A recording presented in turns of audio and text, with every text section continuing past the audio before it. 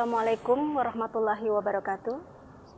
Bismillah, walhamdulillah, wassalatu wassalamu ala rasulillah, amma ba'du. Pemirsa yang dirahmati Allah Subhanahu wa Ta'ala, di bulan suci Ramadan ini kita kembali mengkaji ilmu yang alhamdulillah di samping saya telah hadir Ustadz Haji Iwan Ilmu Khaldun. Assalamualaikum Ustadz. Waalaikumsalam warahmatullahi wabarakatuh. Terima kasih sudah hadir di kesempatan kali ini. Kita bincang-bincang mengenai Ramadan ya Ustadz ya? Iya, boleh, pas banget nih momennya ya di bulan suci Ramadan.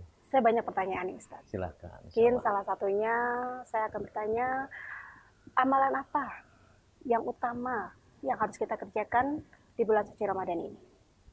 Ya, terima kasih Teis, pemirsa yang dirahmati Allah Subhanahu wa Ta'ala. Hamdan wa syukronillah, salatu wassalamu ala rasulillah ma ba'du. Satu pertanyaan yang tadi telah disampaikan oleh Teis, amalan apa yang utama yang dilakukan di bulan suci Ramadan? Saya akan menyampaikan 4 hal amalan utama yang lebih afdol, yang sangat bagus kita lakukan di bulan suci Ramadan. Jadi ada 4 amalan yang kita lakukan di bulan suci Ramadan. Yang pertama tentunya adalah membaca Al-Quran. Di dalam Al-Quran, surat Al-Baqarah 185, setelah perintah Ramadan, perintah puasa, puasakan 183-nya. Maka di ayat 185-nya Allah Ta'ala berfirman, A'udzubillahi minasyaitonirrajim, syahrul Ramadan allazi unzila fihil Qur'an. Bahwa bulan Ramadan adalah bulan diturunkannya Al-Quran. Artinya di bulan Ramadan ini kita diminta untuk lebih banyak berinteraksi terhadap Al-Quran. Bahkan dalam satu hadis yang mungkin sudah sering kita dengar, man qara'a harfun min kitabillah, barang siapa yang membaca satu huruf daripada Al-Quran, falahu hasanah, maka baginya satu kebaikan. Wal hasanah asyaru bi amsalihha, dan satu kebaikan Allah lipat gandakan 10. Satu huruf, satu kebaikan Allah lipat gandakan 10. Umpama kita baca Bismillahirrahmanirrahim. Bismillah ada berapa huruf teh? 19 ya Ustadz? Ya, 19 huruf. Pinter ya Tete ya? Alhamdulillah. 19 huruf, 190 kebaikan baru baca Bismillah. Bayangkan pemirsa, ketika kita membaca Al-Quran 30 juz 114 ayat 6666 ayat. Ketika kita membaca Al-Quran 30 juz 114 surat 6666 ayat 1.027.000 huruf. Bayangkan berapa kebaikan yang kita dapatkan ketika selama bulan Ramadan 1 bulan kita mengkhatamkan Al-Quran. Makanya Rasulullah bersabda, Iqra'ul Quran fa inna lahu ya'ti yaumal qiyamah syafi'an li ashabi. Baca Al-Quran, karena nanti Al-Quran di hari kiamat akan jadi syafaat, akan jadi penolong buat orang-orang yang membacanya. Jadi amalan yang pertama yang afdol dilakukan pada bulan Ramadan, membaca Al-Quran.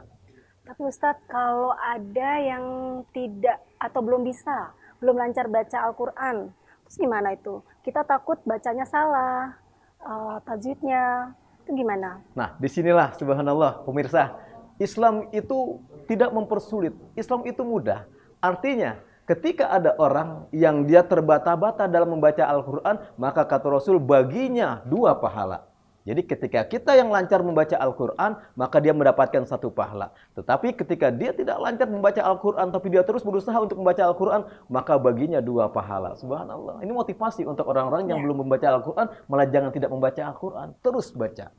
Seperti itu. Itu yang pertama. Nah, amalan yang kedua yang dilakukan di bulan Ramadan adalah sholat tarawih. Man qama ramadanan imanan wa ihtisaban ghufira lahu ma taqaddama min dzambi. Siapa orang yang mendirikan di malam-malam di bulan Ramadan dengan keimanan dan kesungguhan, maka ghufira lahu ma taqaddama min dzambi. Allah akan ampuni dosa-dosanya yang sudah lalu. Subhanallah. Salat tarawih ini sunnah muakkad yang luar biasa. Kalau misalnya kita lakukan, maka pahalanya di bulan Ramadan ini sangat sungguh luar biasa. Amalan utama yang kedua adalah salat tarawih. Nah, tentunya bisa berjamaah, bagi laki-laki wajib. Tapi kalau bagi perempuan, utamanya di rumah, tapi untuk syiarnya silahkan bisa di masjid. Yang ketiga, amalan yang dilakukan di bulan Ramadan adalah bersedekah.